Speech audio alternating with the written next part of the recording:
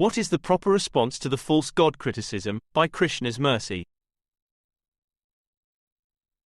तस्य संदिदिहे बुद्धिर्मुहुः सीता निरीक्षतु आम्नायानां योगेन विद्या प्रशिथिलामेव दोहखेन बुबुधे सीता हनुमान लंकृताम संस्कारेण यथा हीना वाचमर्थांतरण गताम. Quote, seeing Sita, like trying to decipher knowledge from the Vedas, which has become barely perceptible after lack of use, his mind became doubtful.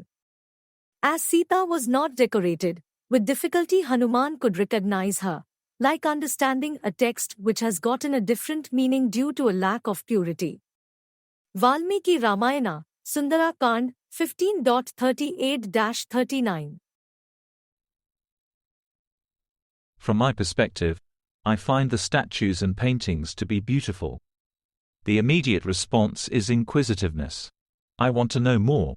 Why is this monkey-like figure carrying what appears to be a mountain in his hands? What is this elephant-like figure writing? It must be important. Why is this beautiful adult male carrying a bow and arrow? Who are these people accompanying him? This goddess is stunningly beautiful. There must be some purpose to approaching her. It appears that she can grant anything desired. At the same time, we find criticism. I realize that the inimical are not as familiar, that there may be rivalry involved, that they are not as confident in their own belief system, but the words they offer are derisive all the same. They say that the images depicted in Vedic culture are of false gods. These gods are really idols, you see, which are demonic in origin. No one should ever put a form to the Almighty.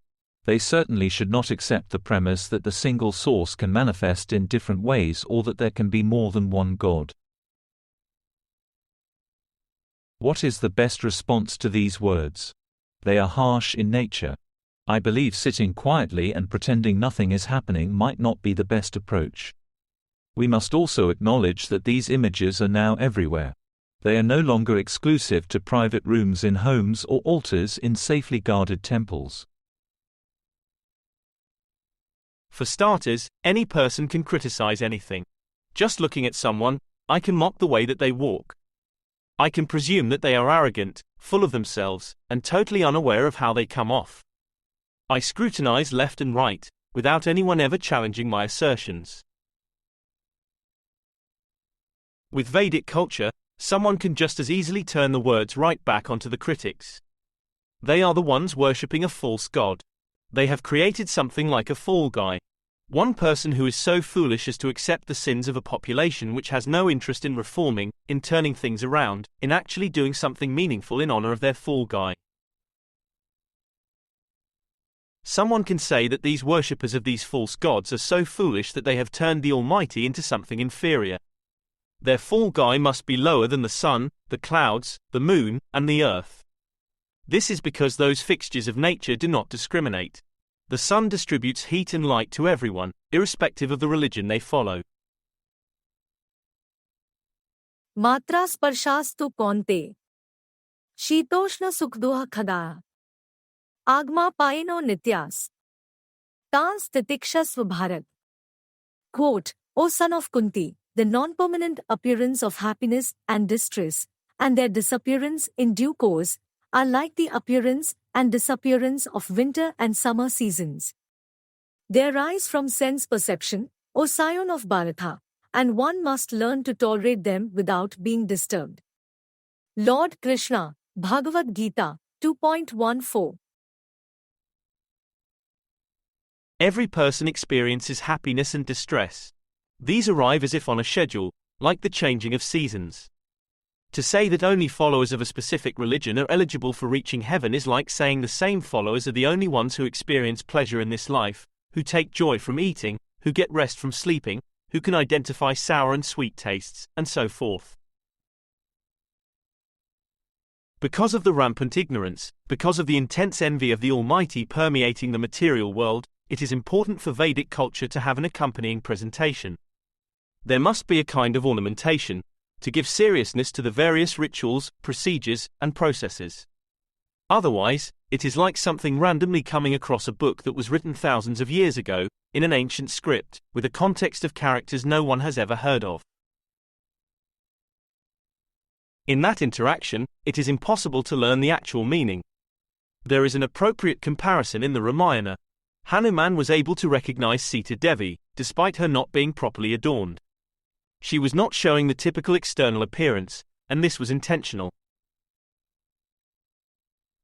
Sita was in a dangerous situation. Ravana, the king of Lanka, desired her so intensely that he used physical force and threats of punishment to get her to change her mind. She continued to refuse his advances, and she was not going to do anything to invite future approaches. Hanuman could still recognize her. Despite the torment, the struggle, the heartache, and the pain, Sita was still recognizable to him. It is like the properly educated, the cultured, and the intelligent coming across Shastra. Even lacking the appropriate presentation, they are able to decipher the original meaning to the texts and sayings which have been passed down through the ages.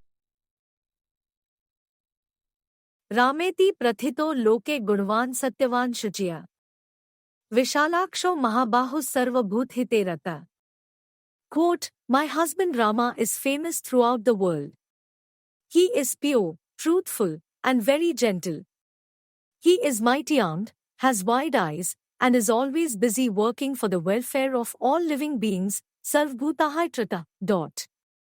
Sita Devi speaking to Ravana, Valmiki Ramayana, Aranya Kand, 47.11. Those who are envious, who have no control over their senses, and who are as wicked as Ravana lob the false god criticism. They think the husband of Sita is an ordinary man, just another character from history, and someone who can be defeated. They do not know his changeless nature, and how he is actually wishing well to all living entities. Those who understand the truth to those supposed false gods understand everything needed to be known. In closing,